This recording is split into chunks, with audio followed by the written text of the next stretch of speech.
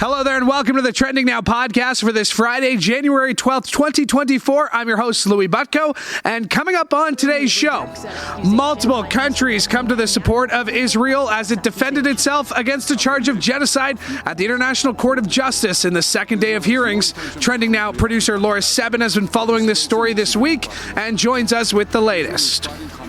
For the first time in 24 years, the New England Patriots will have a new head coach next season, and they're not the only ones. Jason Gaidola will join us to recap the coaching carousel this week, and we'll get his thoughts on the Super Wildcard weekend.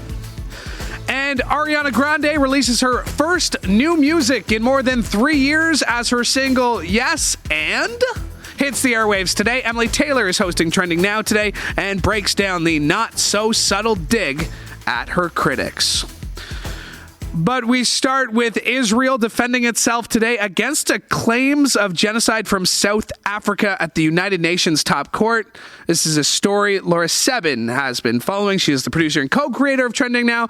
And Laura, Prime Minister Justin Trudeau among those backing Israel, saying just because they support the ICJ, they don't support the premise of South Africa's genocide case against Israel. What is South Africa obviously accusing Israel of genocide, but what's their argument? The main thing they're hoping for is an emergency halt to Israel's offensive in Gaza. That is the main thing they're hoping to get out of this. And an additional item is that they want Israel to be held responsible for genocide. The genocide portion of their case is going to take years because it requires defining the word, it requires evidence, it requires, a lot more stuff that is going to take a long time to weed through.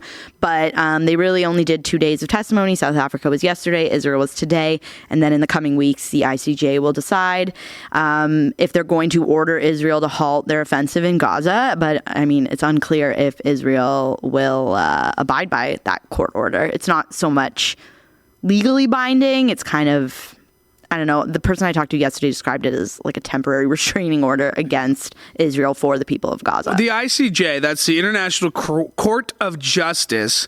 What kind of powers do they have? This is a United Nations body. We've seen resolutions at the United Nations be either vetoed by the Security Council. We've seen some pass. We've seen Canada vote for some, Canada not vote for others. What is the power of the ICJ? They're more like figureheads. There's nothing legally they can do. They can, like I said, either don't tell Israel to stop or tell Israel to stop. And then they have the power to do that, but I don't know if Israel doesn't listen to them, if there's anything that they can do, to get them in trouble or to say, okay, well, if you don't listen to us, you're getting kicked out of the body. I don't think that's going to happen. So this Monday will mark 100 days since Hamas invaded Israel, killed 1,200 people and took 240 hostages back to Gaza. Meanwhile, Israel, as we know, has responded with a ground offensive that local authorities say has killed more than 23,200 Palestinians. In these 100 days, how has the view of this war changed internationally? We've seen Canada inch towards a ceasefire, not exactly call it. We've seen Trudeau stop himself by saying anything but ceasefire. Has public opinion changed about these 100 days? Where have we seen the feel of this war go? I don't think public opinion has changed too much. There's always been a pretty strong public backing for the people of Palestine. What a lot of people bring up and what a lot of the protesters who are actually in The Hague yesterday and today are bringing up is that this didn't start on October the 7th. These claims of genocide go far past that.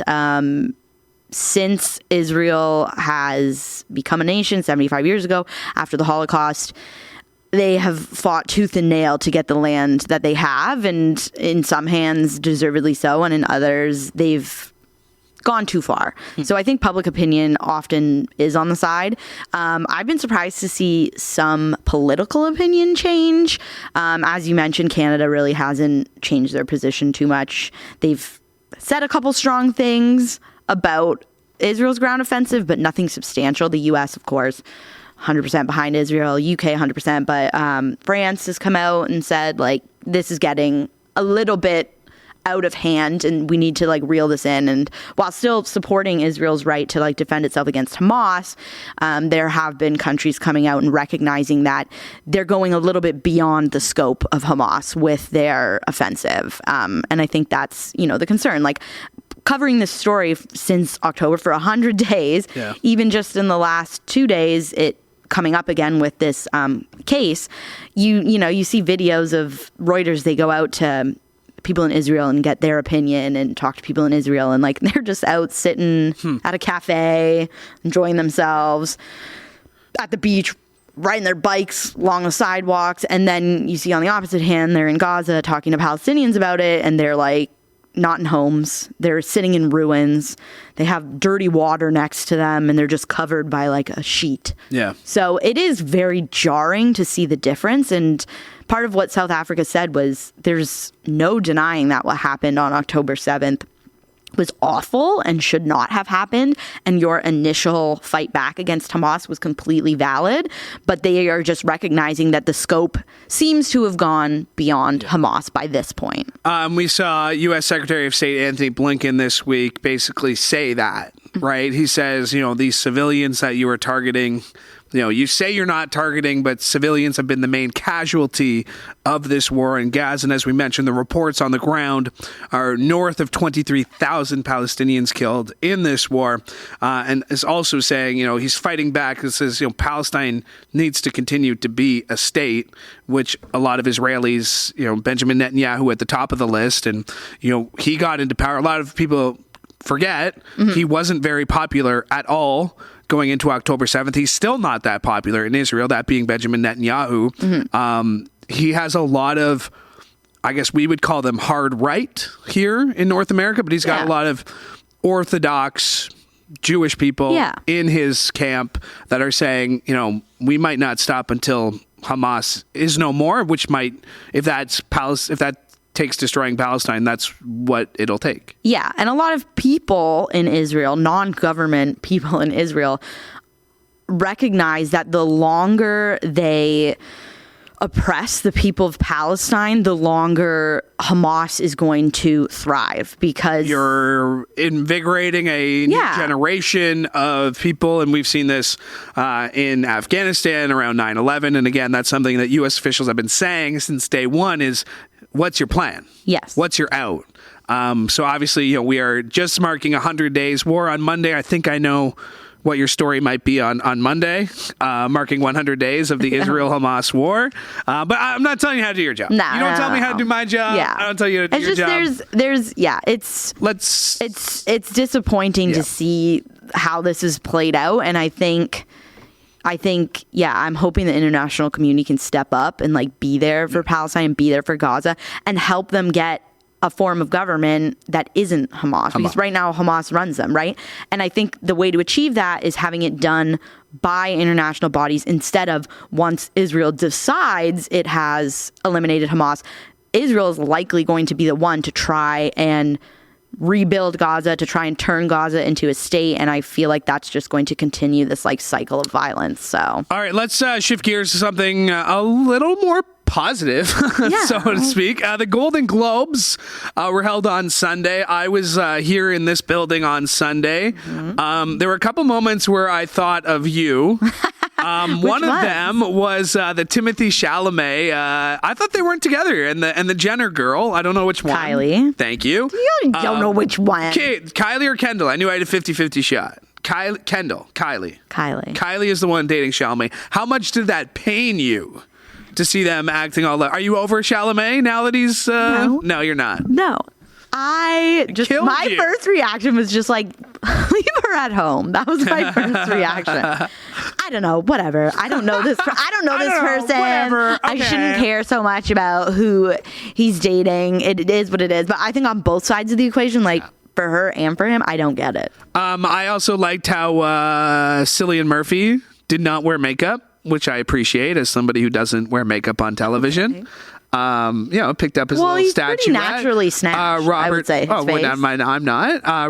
Don't answer that. Don't answer that. Robert Downey Jr. as Oppenheimer was the big winner. What did you take away from the Golden Globes? Joe Coy getting a lot of criticism online.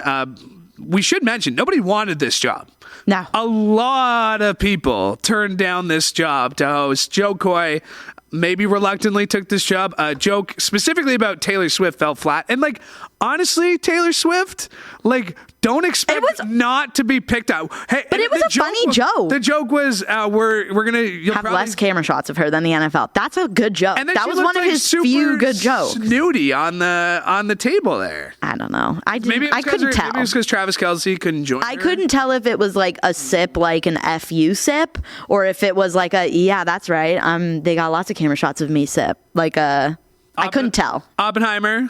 5 awards, including Best Drama, Best Actor, Best Supporting Actor. We saw those, Cillian Murphy and Robert Downey Jr. Best Score and Best Director. This was cool. Lily Gladstone won Best Actress in a Drama Film for Martin Scorsese's Killers of the Flower Moon, and she began her speech speaking the language of her native tribe, Blackfeet Nation. Very cool moment in the Golden Globes on Sunday with that. Yeah, I think so, especially being a Canadian. I feel like we...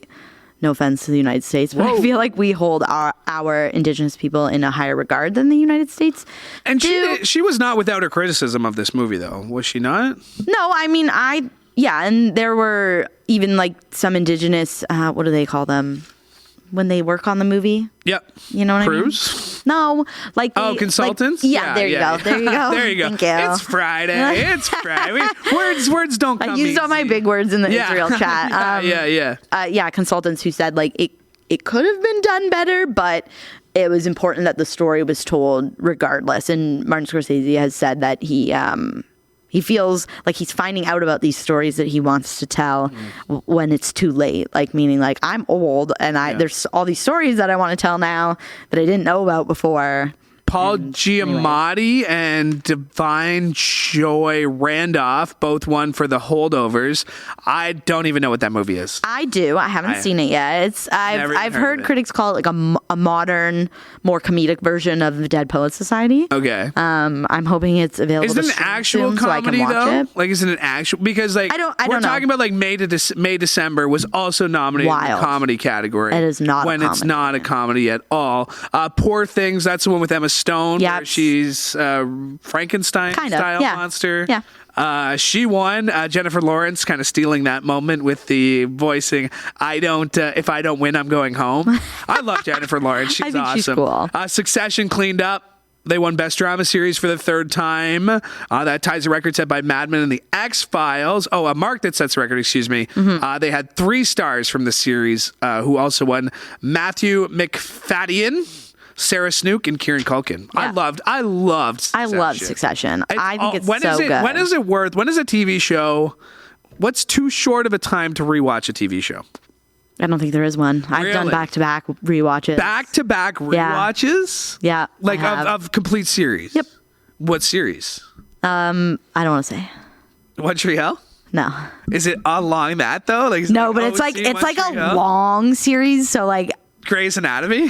No, it was the original CSI. I watched all 16 seasons and then was like, I think I'm just going to watch it again. All the episodes are different. CSI, I kind of watched up until the one where he was buried alive. That's so early on. And what's crazy about that episode is it was directed by Quentin Tarantino, which is wild. So crazy. I think so. If you think about the stuff he does. I haven't seen The Bear yet. Neither have I. And everybody is obsessed with this Jeremy Allen White guy. There he is. That's him right there. Jeremy, if you're watching this, sorry. If you're listening to this, you won't know what I'm referring. I don't get it. I don't so he was on Shameless before. Yeah, which give him his flowers for Shameless. I loved Lip. That's who he was. That was his character, yeah. And then I guess that's A.O.A. DeBurry. She won for Best Leading Performance as well. Yes. I don't know if you've ever seen her stuff. She's my favorite person ever. I think she's so funny, very talented, she's great. I love her. Front and center, though, at the Bear, speaking of giving them their flowers, chef/actor. Oh, yeah. Fort Erie's very own Maddie Matheson, also taking home a trophy as part of Best Ensemble. Yes, as part of the Bear. Best Ensemble on the Bear. He's a chef. Have you been to Rizzo's House of Parm? No, but our assignment editor Carly's going tomorrow night. Her partner made a reservation for them today. I've heard nothing but good things. Like, I have friends who have gone like multiple times. Like, my family's out in Crystal Beach. They go, but they say it's the cheese sticks. They got to go back. Like, the mozzarella sticks are like literally like chocolate bar size. I'm a sucker for a good mozzarella stick. Apparently, it's pretty good. He's got 2 in Toronto too? Yeah, he's got a bunch. Like high class. He had Maddie's Meats +3. Maddie's Meats. That was just like a little shack in Fort Erie, literally. Oh my God. Big plans for the weekend. Just seeing Mean Girls tomorrow. That's about it. I've seen one clip circulating. Have you seen this? The one where everybody groans? When you don't know it's a musical? At least you know it's a musical. I going do. Into it. I feel like do a little bit of research. Like Wonka. Wonka was a musical. Yes. Didn't really tell you that. I mean...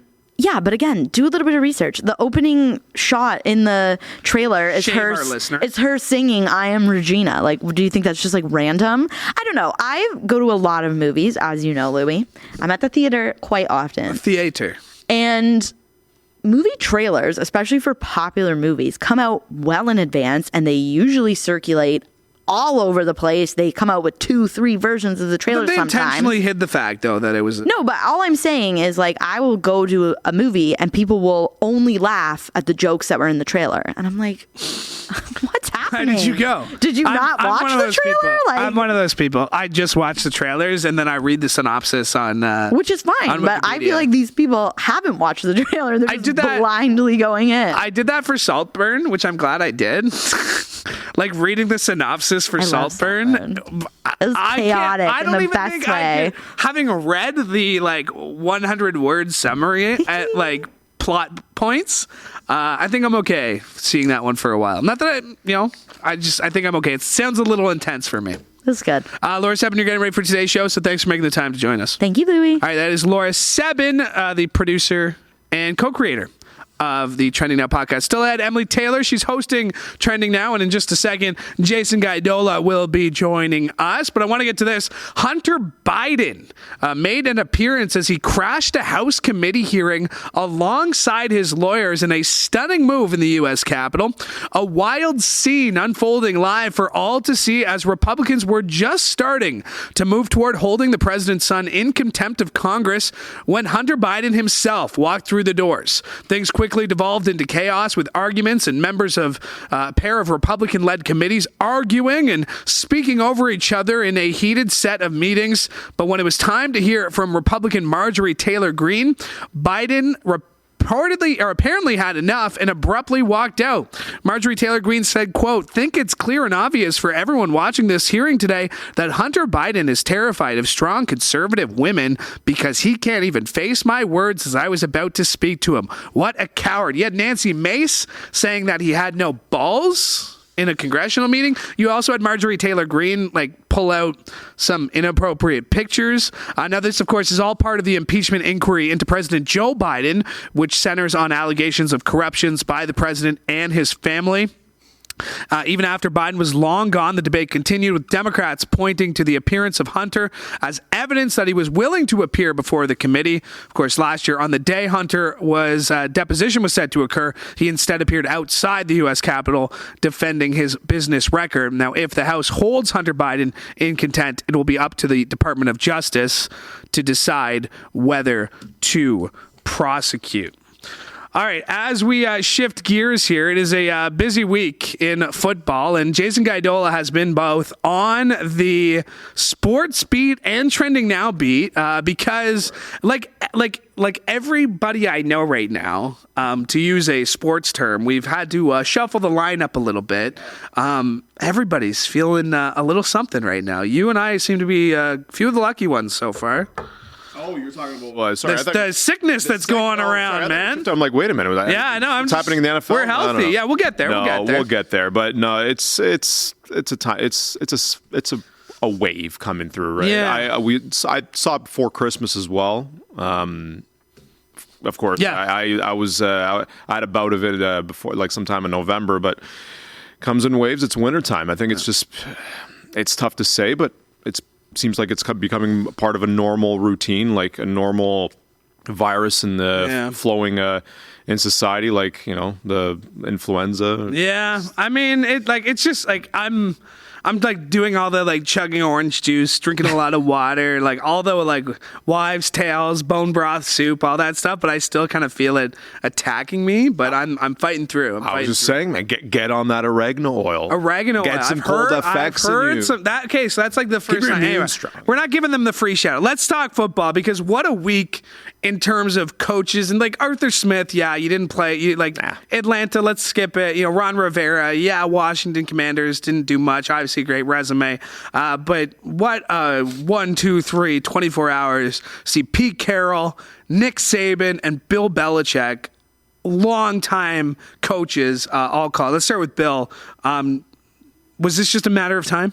Yeah, maybe long overdue. I mean, ever since Tom Brady left, there was that little run where they thought, okay, can Bill Belichick, is he the genius that he is without Tom Brady? But I've always been the believer that it's been 50-50 in regards to that dynasty. And granted, they also had a lot of great players that went during their Super Bowl teams. Like plenty Hall of Famers on those squads. So it wasn't just Bill Belichick, genius, and Tom Brady. There were a lot of other pretty solid, great players, especially on the defensive side.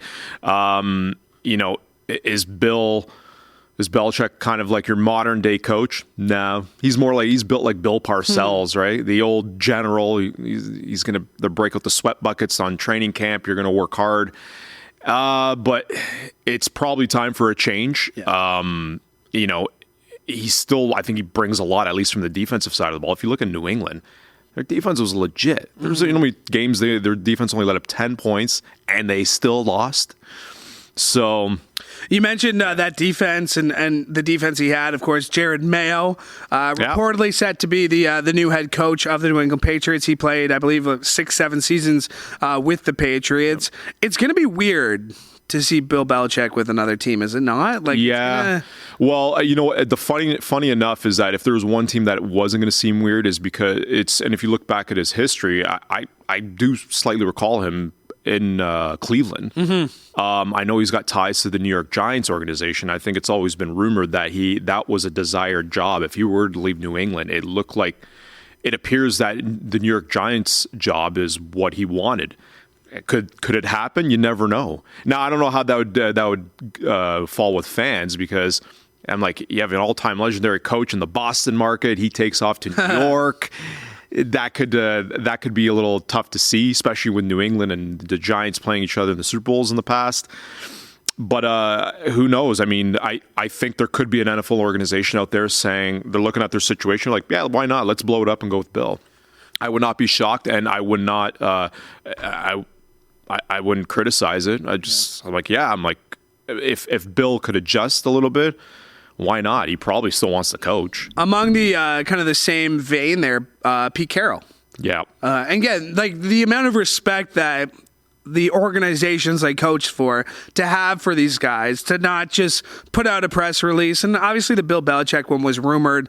The Pete Carroll one, a bit of a surprise. They finished 9-8 this year, above 500. They made the playoffs under Geno Smith last year. Yeah. But there was a certain level of respect that these are guys. And I think for us, our generation, like, it's weird to see coaches in one spot for so long, because we're used to seeing coaches kind of rotated through.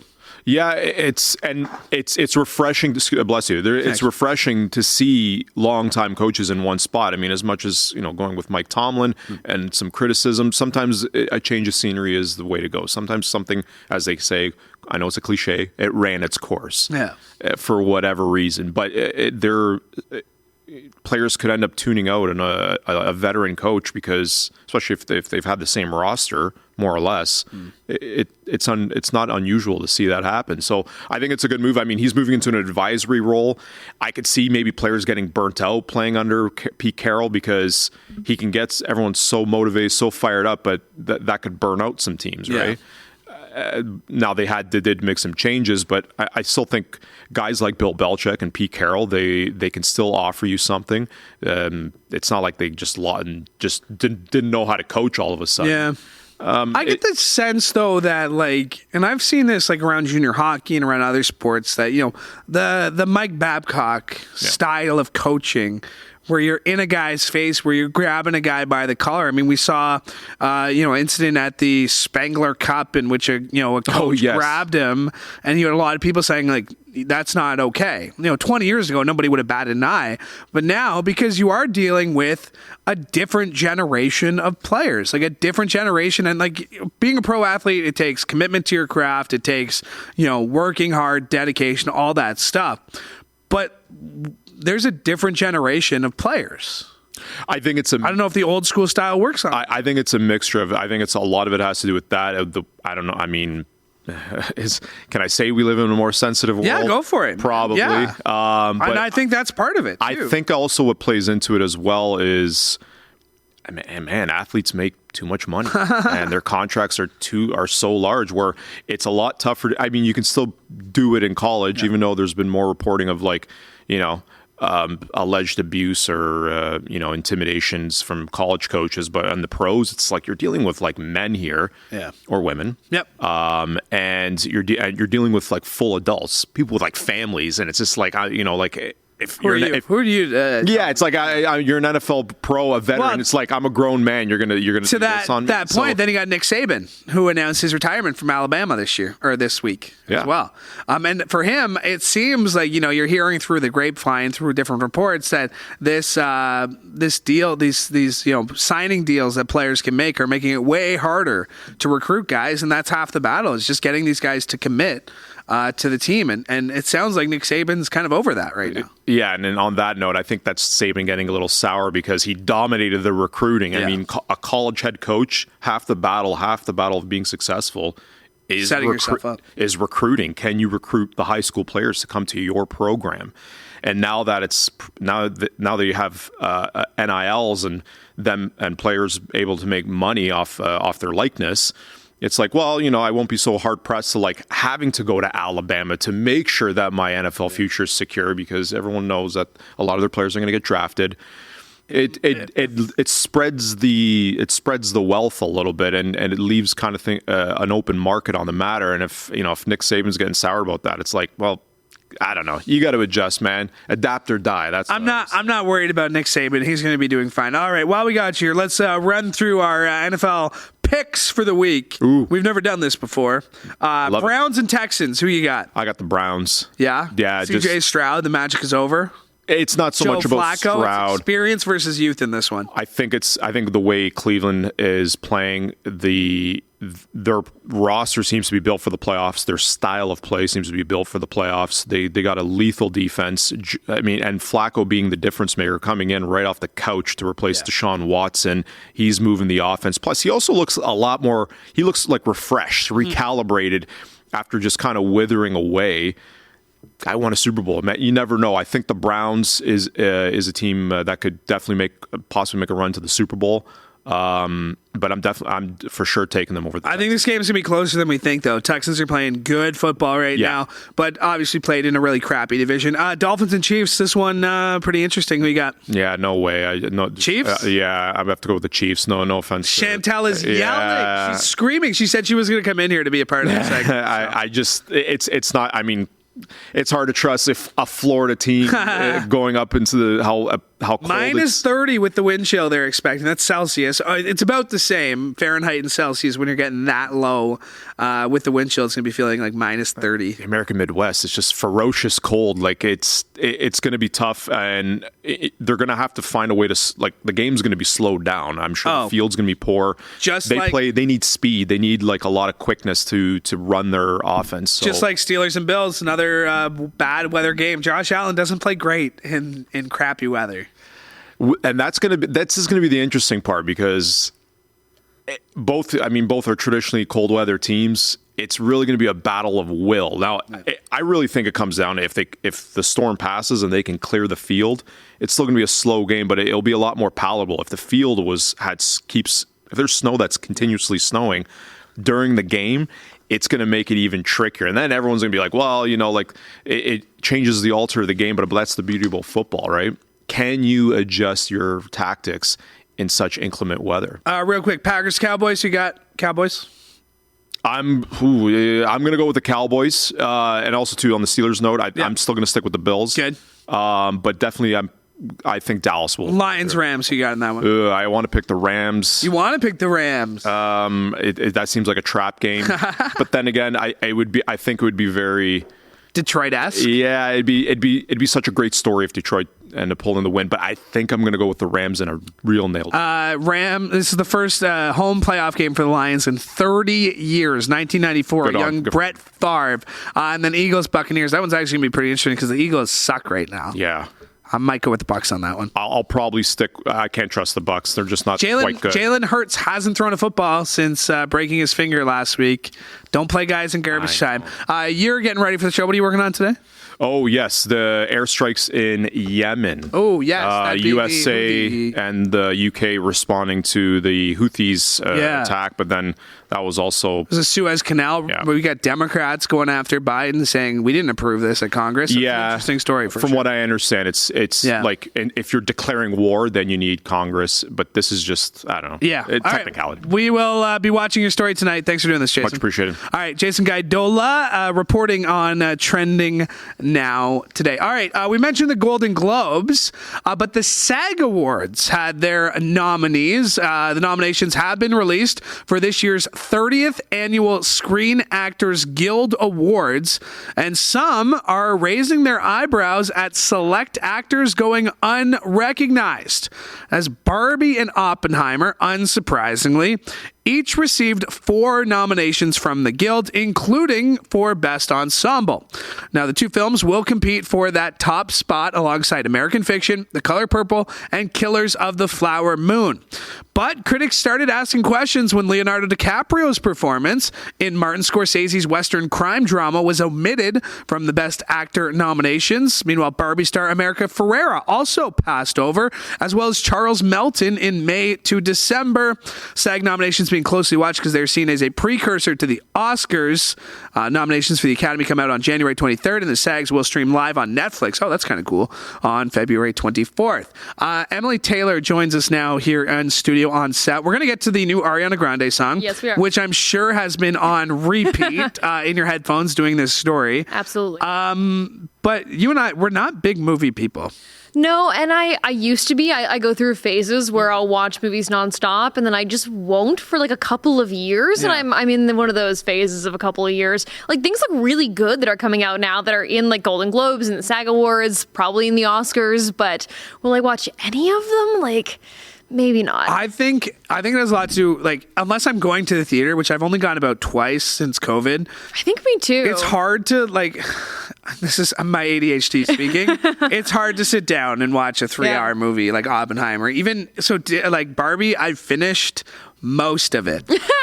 I haven't gotten to the end, but I finished most of it. And that's like the most ADHD friendly movie you can find. I know, just like pink color, like constant switches and flashes. I have every reason to be addicted to this movie, but I just haven't been able to finish it yet.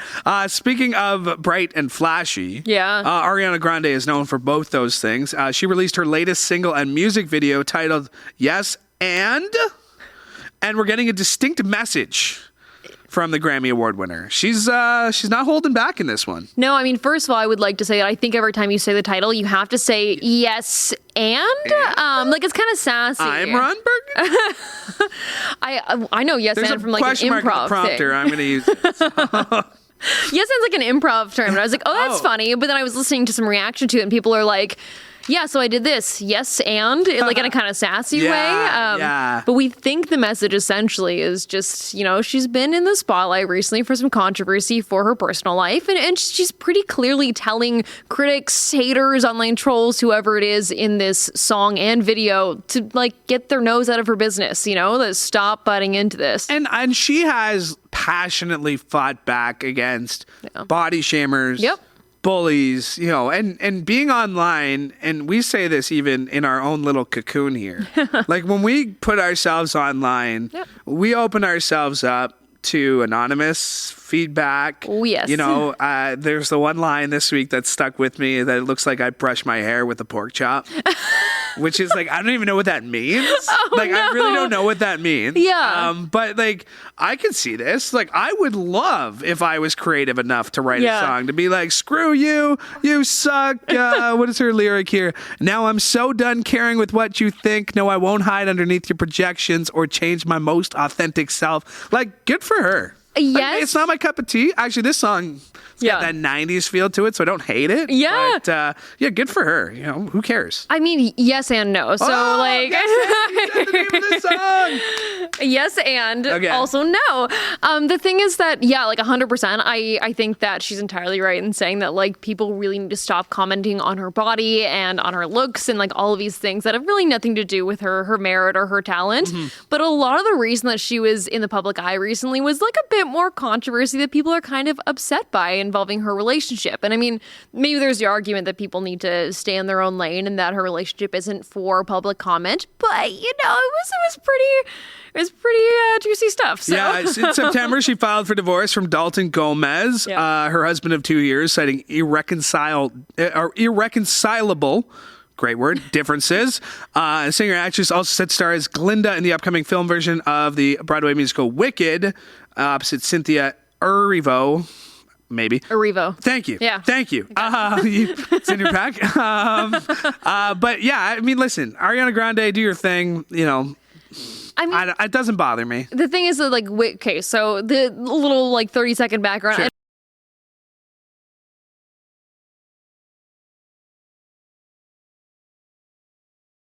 Good co-star and her got together. So her good co-star, who had SpongeBob the musical, kid, had also just separated from his wife, who he's got a 16-month-old baby with. And there's a bit of some haze around the timeline for all of this kind of stuff. And she's been getting a lot of flack online for stealing a married man, whatever it is.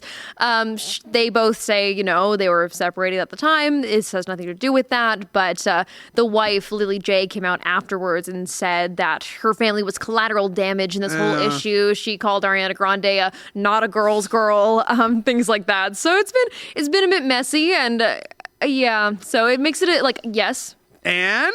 Yes, and stay out of people's lives. Celebrities don't need to be gossip all the time, but also people are upset because they think that she's done something that's wrong. Ethan Slate, the guy. Ethan Slate, yes. Ethan Slate. All right. It's a good song. It's catchy. I'm going to be listening. It's got that 90s Madonna. So it's actually, the music video is based on Paula Abdul's 1988 Cold Hearted video. So it's almost identical. I watched the video and I thought it was Fame, that musical. Okay, it sort of got that 80s Broadway musical school kind of feel to it. But it's critics watching her. All right. You'll have more on Trending Now tonight. I will. All right. Great to see you this week. I know happy birthday, Mia. Nicole Martin, second week back on the podcast, not here, but thanks for doing this. Anytime. All right, my thanks to Emily Tayler for joining me today. My thanks to Jason Gaidola and Laura Sebben as well. And my thanks to you for tuning in to the Trending Now podcast. Make sure you like and subscribe to Trending Now on your various social media channels, whether it's Twitter, YouTube, TikTok, or you can subscribe on Snapchat at CHCH Trending Now. And while you're busy subscribing, you can subscribe to CHCH Podcasts.